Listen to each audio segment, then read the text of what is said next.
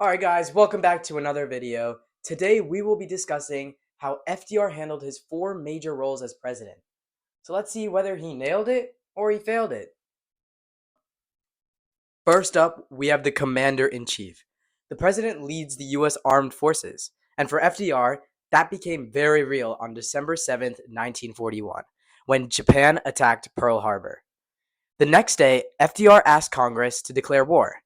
And under his leadership, the US fought in World War II, helped plan D-Day, and developed the Manhattan Project. He turned America into a global military power. But don't take my word for it. Let's look at how the moment really went down.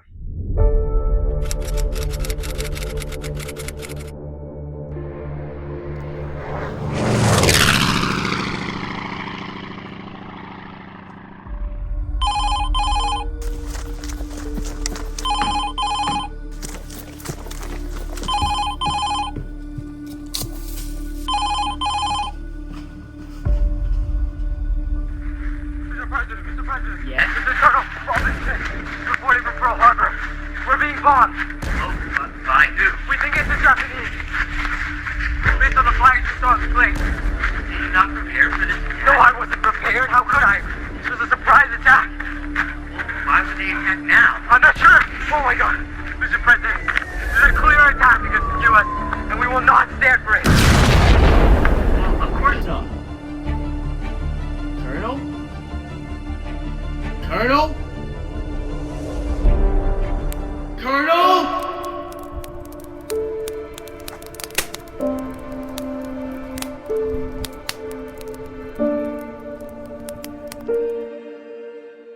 The moment made FDR a true wartime president.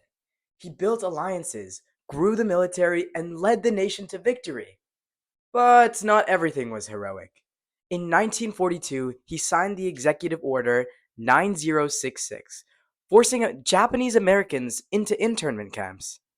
This remains one of the most controversial actions in presidential history.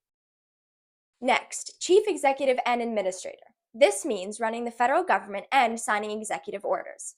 FDR didn't just run the government, he supercharged it.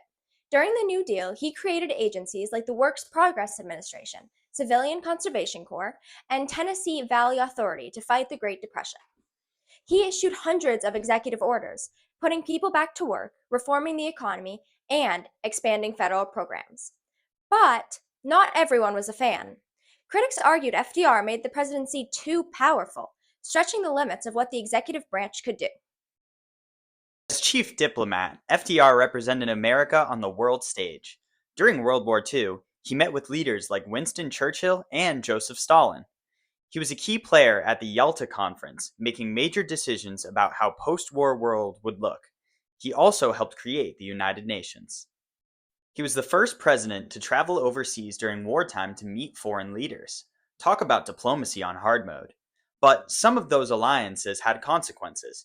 His cooperation with Stalin helped end World War II, but it also set the stage for the Cold War.